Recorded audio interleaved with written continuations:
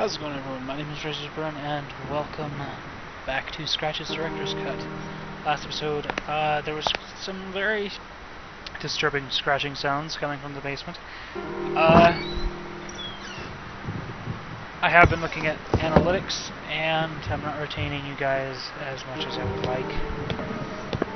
And I don't know what I need to do. So if you guys could leave it in the comment section what I need to improve on, that would be fantastic, because without input I cannot improve. I feel like I'm completely lost. I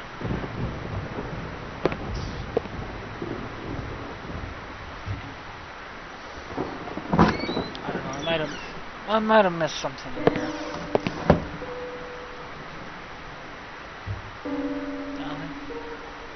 No, stop. Just stop. No, come on, stop. Get out of here. Get out of here. Get out of here. Stop opening the inventory. I know it's just my brain doing it, but it's just... Alright.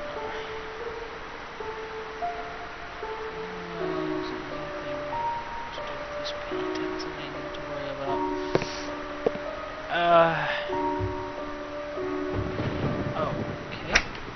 Oh, there was a safe behind the picture. Do I somehow magically know the combo? Nope. Well, that's not a surprise. He's not good for much. He's probably, well, I don't know.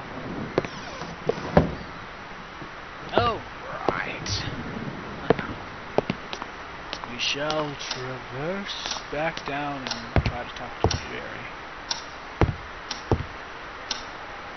Jerry! Hello, Jerry! Jerry!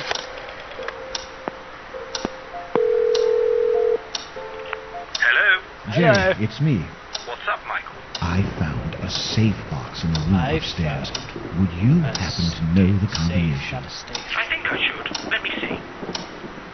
I have the combination for the safe right here. Oh, great. Tell me. 03211. Just remember to share it if you bump into any expensive jewelry. Of course I will. Bye. Bye! There's probably not any jewelry up there. Knowing how well these people friggin'... Knowing these people, it's probably just... friggin' dust bunnies and cobwebs up in here. Do I have to do this every time?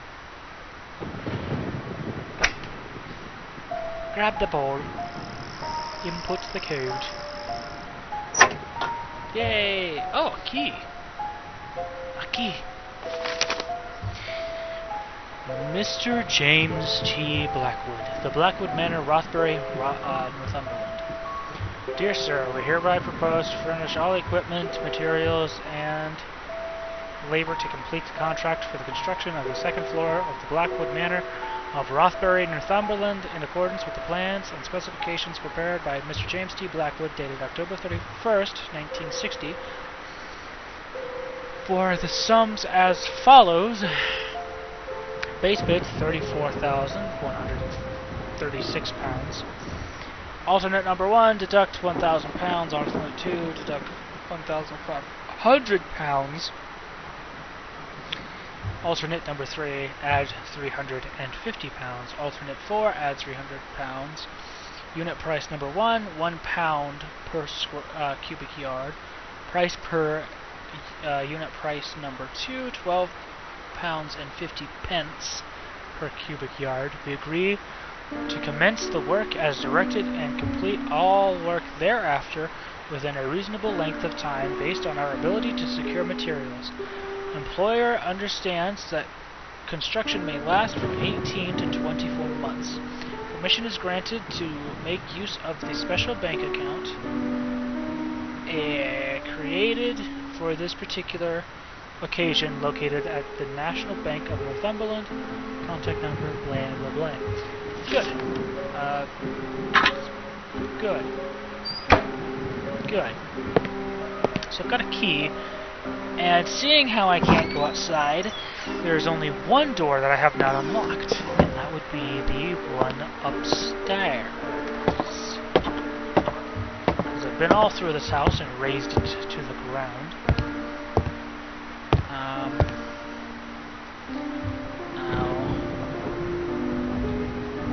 No, there's a key on the other side.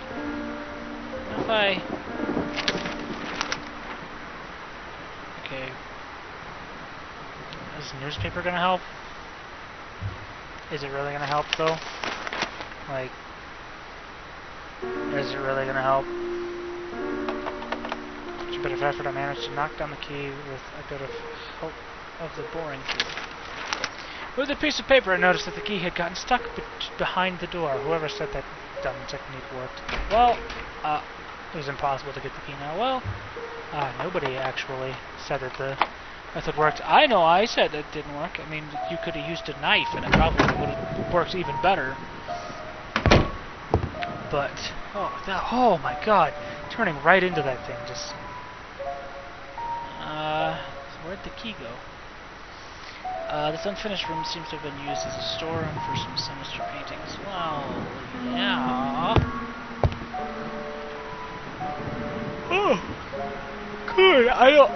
Oh, oh. Whoever painted those pictures must have been deeply disturbed. Well, can you blame them? There was scratching in the night. What was that? I don't know what I picked there. A thing and a can of paint thing. Look at all the things. Is this the third floor? Looks like it might be, yeah. Oh, that's the ground floor, sorry. And this is the main bedroom. Okay. And this is all the rooms on this floor seem to be very condition. Okay. Okay, so what I do now? I see a hammer here. I wish to have this hammer. And I think this is the room that I couldn't get into before. Yeah, this is the room I couldn't get into before. There's a rope here. What can I do with this rope? Can I use this rope? A large rope was hanging from a railing above.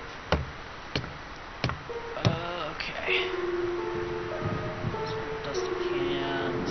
It looks like it's got petroleum on it. I just picked up an oil can. It looks like it might be petroleum.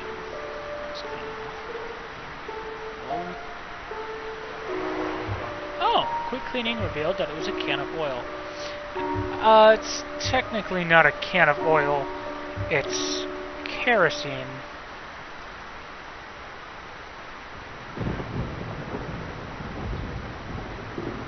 Good idea! How was I going to get all that oil from the can?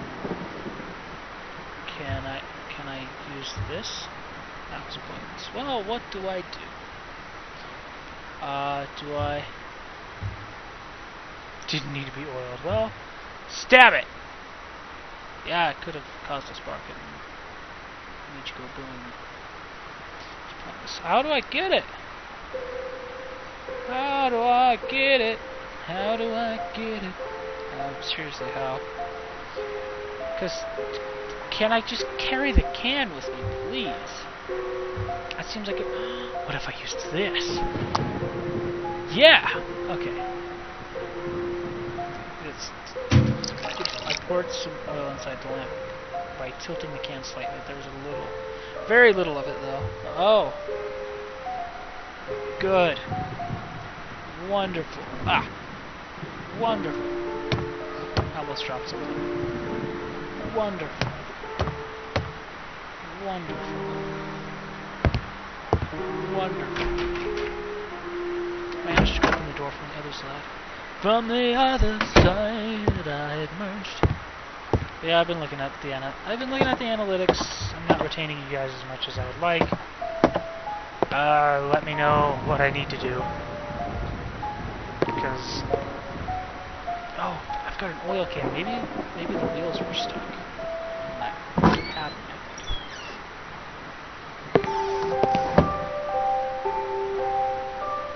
Or did I do...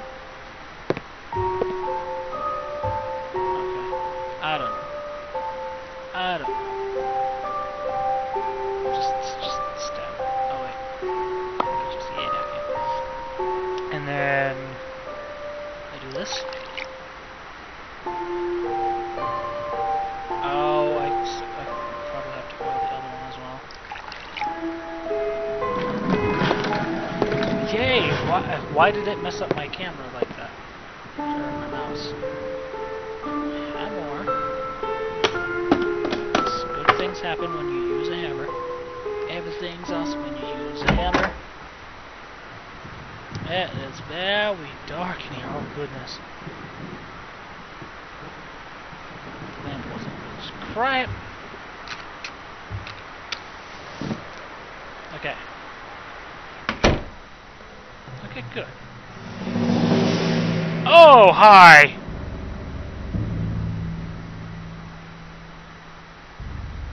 The corner was too dark to investigate. An odd-looking African mask was positioned in the middle of the storeroom. Its presence made me feel terribly uneasy. I'm gonna leave. To leave without searching the room wasn't a good idea, and now that the lamp was lit, I couldn't waste the oil. What do I need to do? Seriously, what do I need to do? I need to literally use it on this dark corner. There's enough light at the moment. God, I don't know. Stab it. Hit it with a hammer. That was pointless. Well, I can't leave this room now, and I don't know what's going on. Where is this? What is all of this? What is... Oh, bamboo. Oh, okay. Now that there was enough light, I extinguished it to... Oh, okay. Extinguished it to make the thing. So I don't waste oil, because that's a bad idea. July 3rd, my recent researches on the Dalmar shed some light on their terrible activities. I understand now that the lack of existing information about them was not only a cause of their small size and rarity, but also a reluctance or rather superstitious attitude towards their nature. Even some of the most important historians of South Africa will refuse to mention their name, usually referring to them as the War Tribe.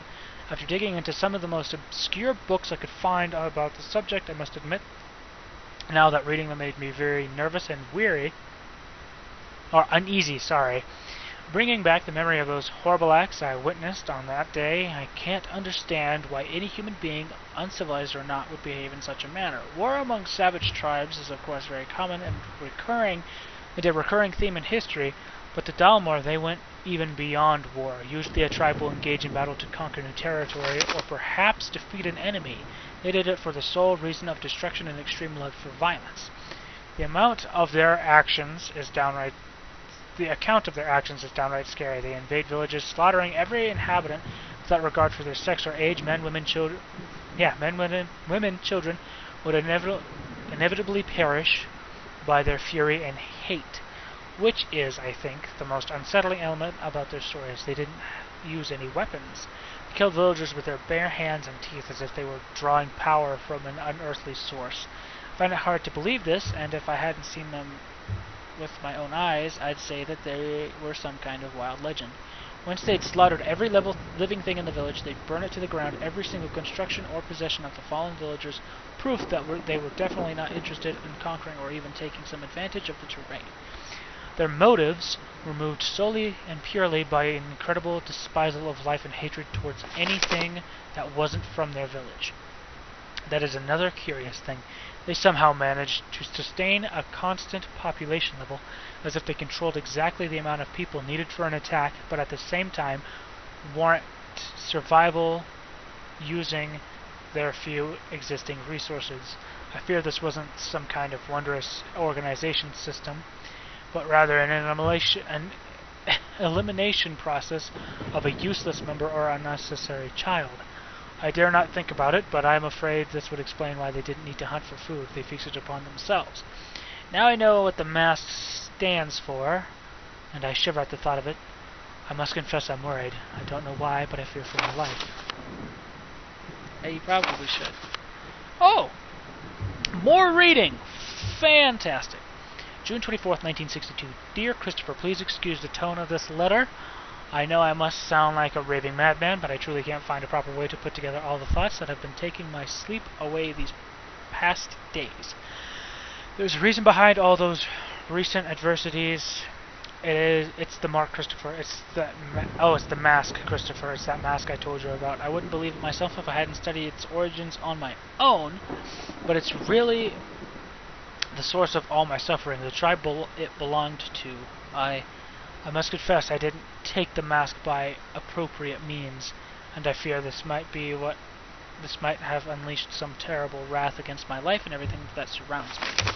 It's been over a year ago since I witnessed the most outrageous acts of violence that not even my worst nightmares could I have imagined, and the mask was the epicenter of it all. What I was thinking of when I took it is beyond me. It was probably a vicious streak of greed. What I can see clearly now, it represents evil, and I am truly convinced this evil can somehow take shape and punish those who have disgraced it. I did, and now I must face the consequences. I will take some more time to investigate this. I might even go back to South Africa to seek help, although something tells me not even returning the mask would do any good. The damage is already done, and I believe it's getting worse as the days go by. Every time I walk past the gallery, I can hear some incessant odd chatter, as if something was being plotted inside, and those voices, Christopher, they seem to be angry. Please help me. Come and see me as soon as you can. James. I heard something, and I didn't like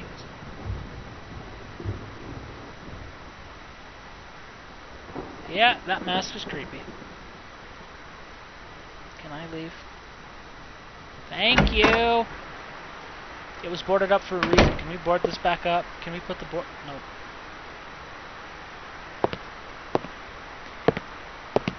Jerry! I wish to file a complaint, Jerry. Oh, good. The music's back. Jerry, I would like to file a complaint. Jerry? Jerry? Jerry? Oh. Oh, good. Great. Wonderful. Awesome. Fantastic. Well, I might as well end this episode here. So, I hope you guys enjoyed this episode of Scratch's Director's Cut. If there's anything you want me to improve or change, or if there's any games you want me to play, or if there's anything you want to learn how to do, and want a tutorial on it, leave that in the comment section below, please. Hope you guys have a wonderful day, and I'll see you guys in the next video.